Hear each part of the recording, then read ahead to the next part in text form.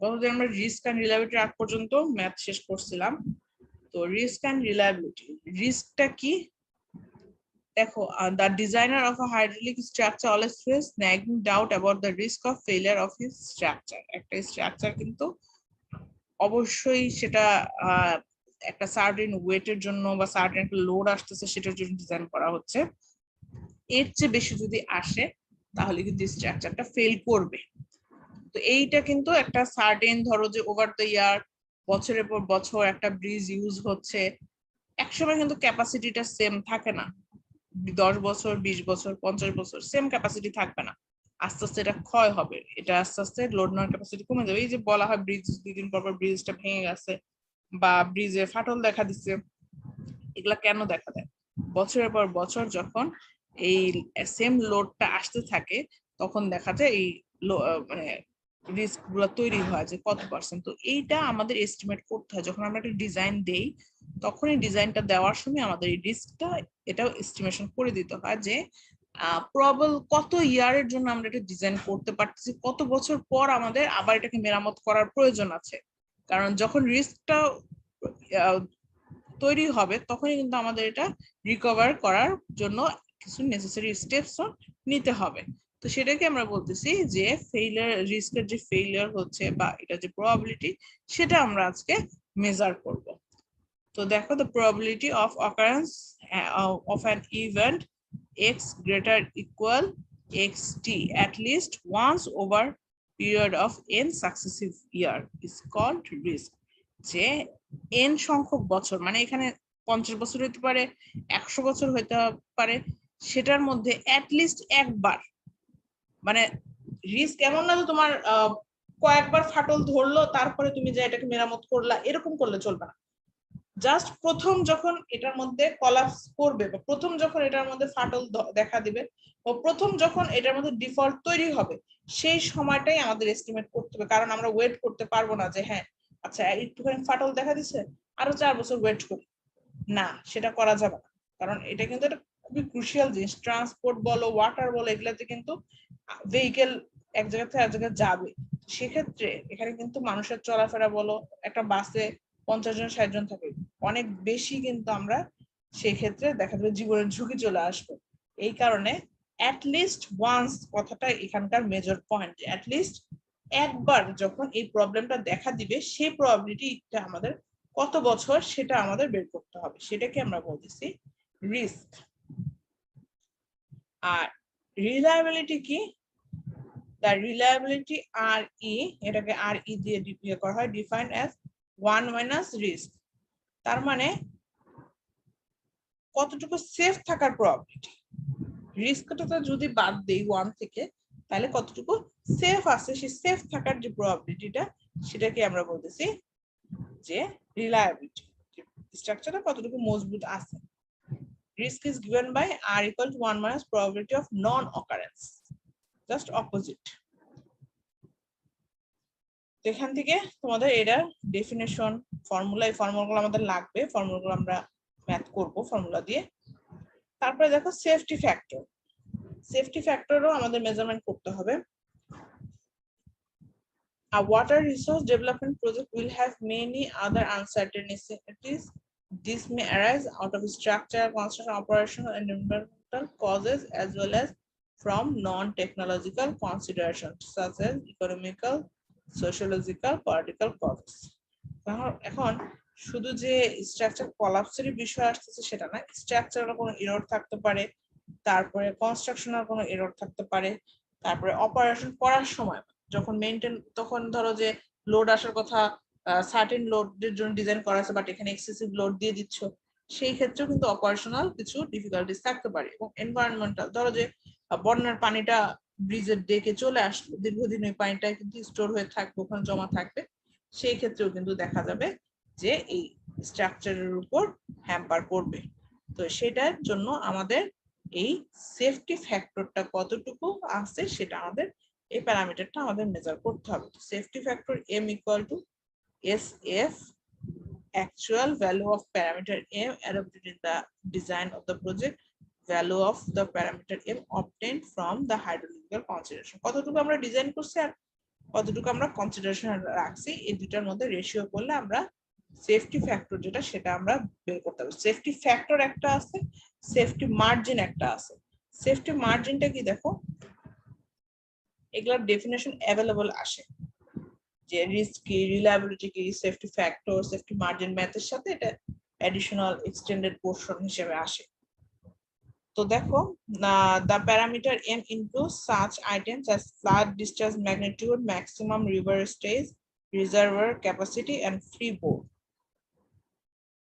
এই প্যারামিটার গুলা এই সেফটি ফ্যাক্টরের মধ্যে ইনক্লুড করা হয়। তো এখানে এই দুইটা যে দেখে আসছিলা যে অ্যাকচুয়াল আর হাইড্রোলজিক্যাল যে প্যারামিটার গুলো কনসিডার করছি, এই দুইটার ডিফারেন্স কি বলা হয় সেফটি মার্জিন। কনসেপ্টটা কি বোঝা গেল?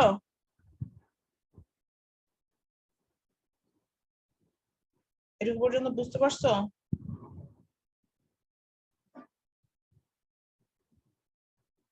হ্যালো, আচ্ছা এখন আসো 7.13 এই ম্যাথটা আমরা দেখি। A bridge has an expected life 25 years, তার মানে 25 বছরের লাইফ স্প্যানে ব্রিজটা ডিজাইন করা হয়েছে। Design for a flood magnitude of return period 100 year. Return period ধরা হয়েছে 100 ইয়ার। রিস্কটা কি সেটা বের করতে বলছে, আর 10% রিস্ক ধরলাম যে আমরা 10% রিস্ক যদি আসে আমরা সেটাকে অ্যাকসেপ্ট করব, ঠিক আছে? এই স্যার তাহলে সেক্ষেত্রে রিটার্ন পিরিয়ড কত হলে আমরা সেই 10% রিস্কটাকে কনসিডার করব। তো রিস্কের ফর্মুলা আসি, r equal to 1 minus 1 minus 1 by t। তো এখানে রিটার্ন পিরিয়ড বলেই দিচ্ছে n এর ভ্যালু কতটুকু, n হলো এক্সপেক্টেড লাইফ, সেটা হলো 25 ইয়ার, আর রিটার্ন পিরিয়ড হলো 100 ইয়ার। তো এখানে ফর্মুলা যদি বসাই তাহলে রিস্ক আসতেছে 22.2%। এই 100 বছরে 22.2% রিস্ক আসবে। আচ্ছা যদি 10% কনসিডার করি তাহলে 10%টাকে একটা পয়েন্টে কনভার্ট করতেছি 0.1, তারপরে সেখান থেকে আমরা n এর ভ্যালু 25 বছরই রাখতেছি, কারণ রিটার্ন পিরিয়ডটা চেঞ্জ হবে বলা হয়েছে কিন্তু এক্সপেক্টেড লাইফ কিন্তু চেঞ্জ হবে না।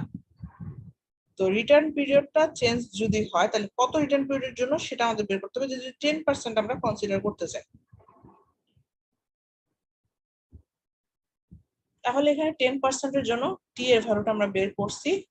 10% এর জন্য টি এর ভ্যালু আসছে 238 ইয়ার্স। আমরা এটাকেও যদি 232 আসে তাহলেও 240 লিখে দেব, আর যদি 238 আসে তাহলেও 240 আমরা একটা হোল আপার রাউন্ডিং করব। 10% অ্যাকসেপ্টেবল রিস্ক যদি থাকে তাহলে 240 ইয়ার্স এর মতো আমরা রিটার্ন পিরিয়ডটা পাবো। খুবই একটা ইজি ম্যাথ।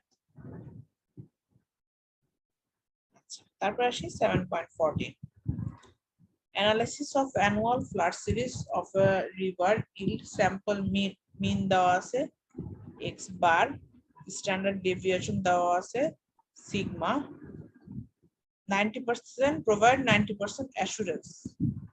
90% assurance তার মানে কি, এটা রিস্ক না রিলায়েবিলিটি বলতো?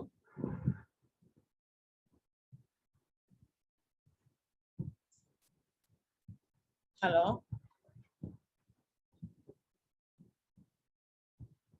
তোমরা কি ক্লাসে আসো? জি মিস।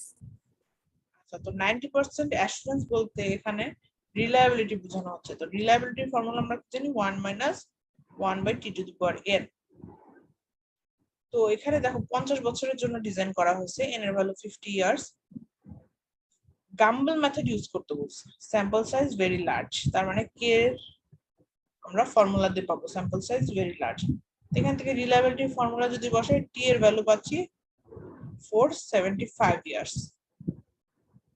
এটাকে চাইলে 5 এও রাউন্ডিং করতে পারো, মানে ধরো যে 470, 475 বা 80, ঠিক আছে? যেভাবে রাউন্ডিং করো ওকে।